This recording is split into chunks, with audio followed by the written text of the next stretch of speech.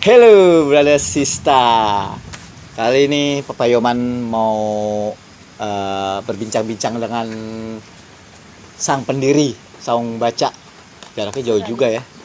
Di daerah Cisauk, kampung apa? Suradita. Kampung Suradita. Ini yang gua bingung. Ini idenya dari mana gitu loh? Awalnya. Iya, awalnya dari mana?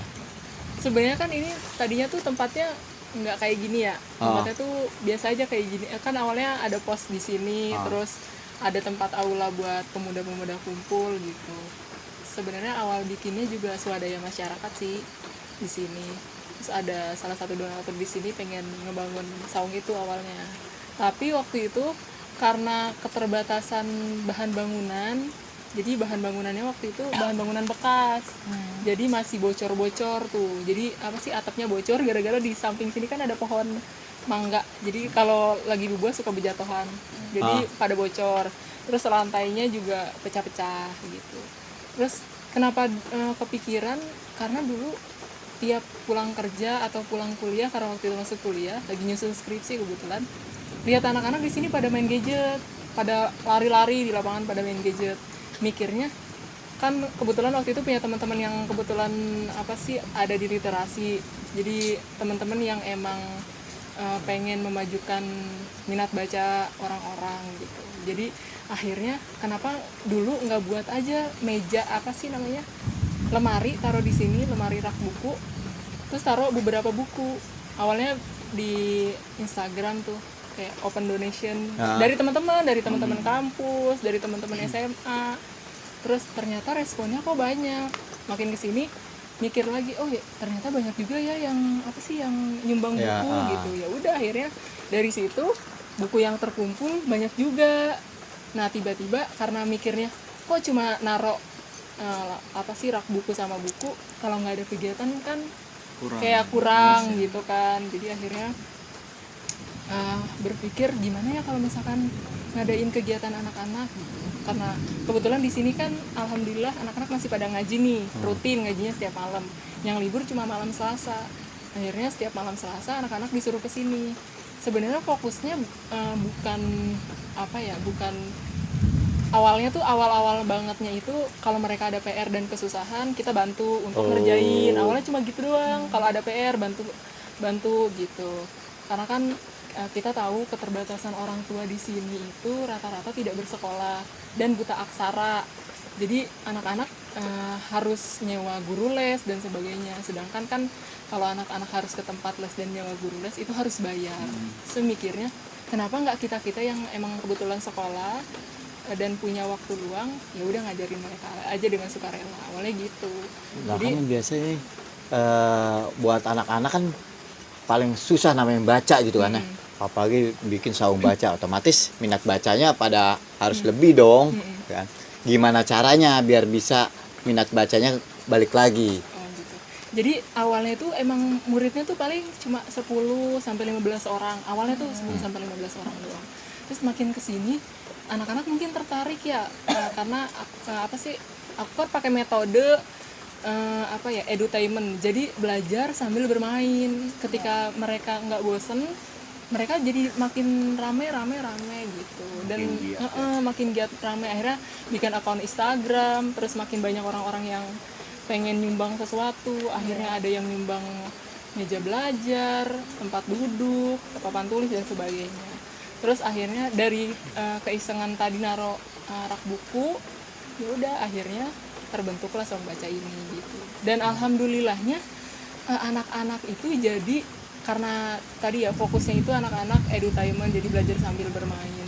Jadi mereka nggak bosen, karena kita tahu di sekolah mereka udah belajar ya, udah diajarin sama guru-gurunya yang lebih profesional lah istilahnya. Kalau di sini kan kita seadanya gitu. Tapi ternyata anak-anak dilihat-lihat perubahannya makin ini, karena ada reward ketika mereka bisa membaca 1-2 paragraf, terus akhirnya sebuah cerita mereka bisa baca, akhirnya kasih reward.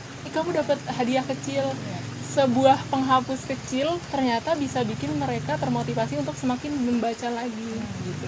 Jadi anak-anak yang awalnya pemalu, nggak mau maju ke depan, terus nggak bisa baca sama sekali padahal udah kelas 2 SD, nggak bisa baca sama sekali, jadinya akhirnya bisa gitu. karena itu.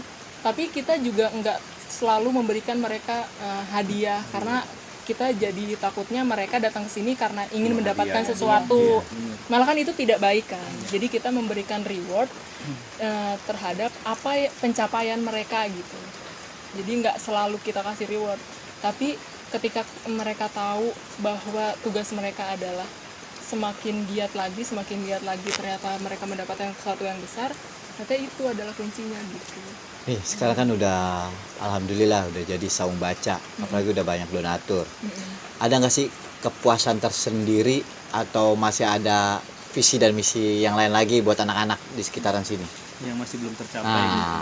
Jadi kepuasannya itu sebenarnya ngelihat mereka seneng, akhirnya mereka bisa tahu cita-cita mereka, karena kita kan tahu ya, maksudnya keadaan di sini sebuah kampung yang akhirnya dihimpit oleh perumahan-perumahan, karena nanti kampung ini akan terhimpit oleh rumah-rumah besar gitu.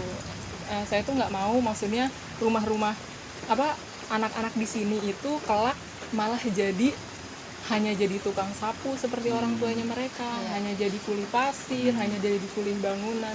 Pengen mereka setidaknya punya mimpi dan mewujudkan mimpi itu.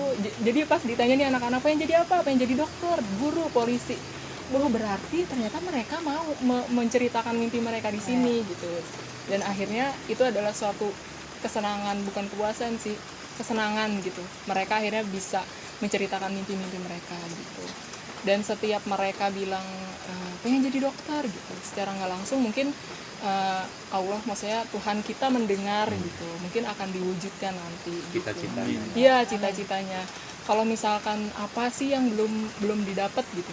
Jadi sebenarnya ada satu lagi hal yang akhirnya ngebuat kenapa sih dibentuk saung baca ini. Jadi di sini itu banyak anak-anak yang putus sekolah jujur karena ekonomi, orang tua yang tidak peduli dengan pentingnya sekolah, karena emang basic orang tuanya tadi tidak sekolah dan buta aksara. Jadi mereka menganggap bahwa ngapainlah sekolah, toh nanti kalau perempuan ujung-ujungnya ke dapur, laki-laki ya udahlah kerja seadanya. Padahal kan pemikiran-pemikiran kolot seperti itu harus dirubah, karena dunia ini semakin modern, anak-anak dituntut untuk mempunyai passion, untuk mempunyai kreativitas kayak gitu-gitu.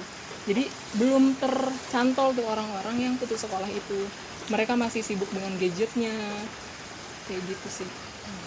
Jadi yang masih kurang itu sosialisasi, bukan sosialisasi sih, menggait mereka-mereka yang menjadi fokus utama sebenarnya. Bahkan orang-orang yang putus sekolah ini mungkin mereka malu untuk datang. Ini anak-anaknya sendiri dari sekitar sini atau dari tempat-tempat lain? Sini. Jadi semua sini. Satu RT ini kan anak-anaknya ada 70 lebih anak. Wow. Setiap kegiatan. Jadi kan ketika akhirnya kita bikin akun Instagram, terus kegiatan malam Selasa, kita jadinya makin banyak DM masuk. Pengen belajar dong, pengen ngajar dong, pengen bikin kegiatan apa dong. Akhirnya teman-teman dari banyak universitas datang, pengen ngadain bikin donat dan sebagainya, dan anak-anak malah antusias untuk itu gitu. Berarti nggak cuma sekedar baca doang ya, tapi ada keahlian-keahlian semua, dan tenaga pengajarnya itu sendiri dari mana? Kan pasti nggak mungkin satu orang dong. Ya kan? Sebenarnya kalau untuk tenaga pengajar malam Selasa itu, maksudnya saya pribadi gitu, misalkan aku pribadi yang ngehandle. Tapi nanti kalau misalkan ada teman-teman dari teman-teman SMA, teman-teman kuliah yang mau ngajar, dipersilakan untuk ngajar gitu. Dan itu sesuai dengan bidang mereka. Kayak misalkan ada teman kemarin dari teman SMA, dia lulusan sastra Inggris Gunadarma gitu. Berarti dia ngajar bahasa Inggris. Tapi yang basic-basic kayak misalkan selamat pagi, selamat siang. Karena ternyata di sini itu SD-nya tidak belajar bahasa Inggris sama sekali. Malah nanti ketika dia udah SMP atau SMA kaget ketika dia harus belajar bahasa Inggris. Sedangkan basic terkecil ingatan anak itu ketika masih kecil bahkan kayak gitu. Nanti misalkan kalau ada teman-teman yang mau ngajar di sini gimana caranya? Boleh, kalau misalkan ada teman-teman yang mau ngajar di sini tinggal DM ke akun Saung Baca Suradita underscore. Oh, ada Gitu. Instagramnya akunnya, nanti. ada Instagramnya. Ketik sini, Cin, di sini, Cin. Iya, di sini. @saung baca Suradita underscore. Suradita underscore. Iya. Pokoknya buat kalian yang mempunyai Bakat lah ya. bakat mengajar atau mempunyai dana lebih menjadi donatur di Saung Baca underscore Suradita, silakan nanti di bawah ini. Bisa Oke. di DM, di follow. Bisa Dan juga lihat di kegiatannya. kitabisa.com ya? Sudah ditutup sih kalau yang Oh, itu. kitabisa.com bisa langsung ke DM aja ke Saung Baca underscore Suradita. Suradita Oke. underscore. Oh, Suradita underscore. Kita Kenapa lagi begitu? butuh banget buku anak-anak sih. Oh, Nah, buku tuh anak-anak. buku anak-anak. Buku dongeng, Buku dongeng, buku iya, anak-anak. buku anak-anak yang Majalah penting. Bobo gitu boleh. Boleh gitu. Karena itu sih yang anak-anak senengin gitu. Oh. Karena di sini masih kurang buku anak-anak gitu. Yang banyak gambar sih ya. Iya, banyak gambar gitu buku anak-anak. Karena alhamdulillah kemarin juga ada beberapa sumbangan meja belajar gitu. Jadi paling sekarang buku anak-anak. Mohon maaf ini orang tua murid atau murid ya? Kepala sekolah. Oh iya, kepala sekolah. Oke. Oke, gitu aja ya. Oke, buat kalian-kalian yang merasa punya bakat mengajar, silakan DM ke Saung Baca Suradita underscore. Ya kan? Saung Baca Suradita. Sampai di sini dan terima kasih inspirator kita hari ini buat Teh Sumyana, seorang mahasiswi sarjana hukum. Yo, Pak. Coba.